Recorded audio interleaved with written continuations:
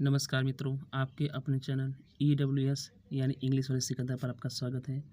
आज हम कक्षा 10 के poem a tiger in the zoo, जिसके जो पोएट हैं लेस्ली नॉरिस जी, इसके सेंट्रल आइडिया को लेकर के आए हुए हैं। हम इस सेंट्रल आइडिया को इतनी बारीकी से बताएंगे कि आपको दोबारा पढ़ने की ज़रूरत नहीं पड़ेगी। चलिए स्टार्ट करते हैं।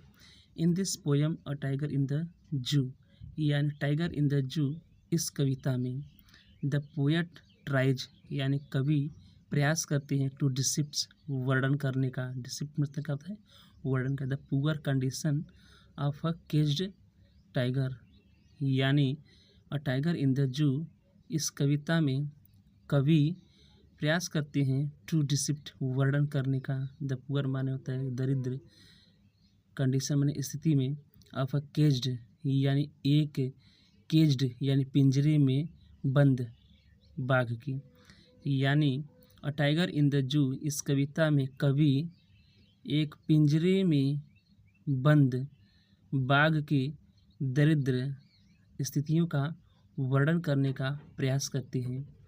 He contrast and compare the life of a caged tiger with a tiger living in natural habitat in a जंगल।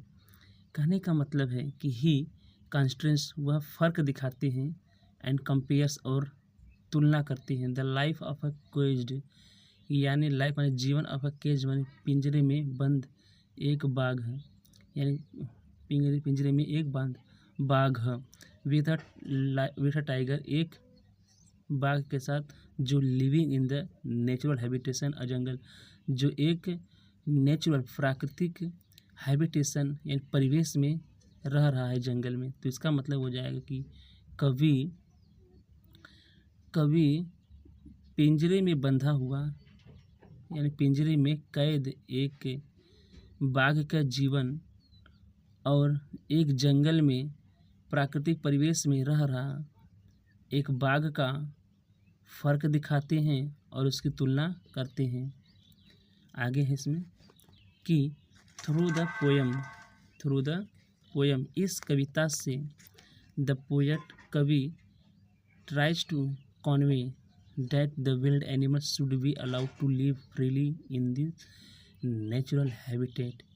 यानी इस कविता से कवि प्रयास करते हैं टू कन्वे, सूचित करने का, यानी इस कविता से कवि सूचित करने का प्रयास करते हैं कि कन्वे माने सूचित करने कि विल्ड एनिमल्स, जंगली जानवरों को, शुड बी अलाउड, अनुमति होनी चाहिए, टू लिव माने रहने की, फ्रीली माने स्वतंत्र रूप से, इन दियर, अपने प्राकृतिक निवास।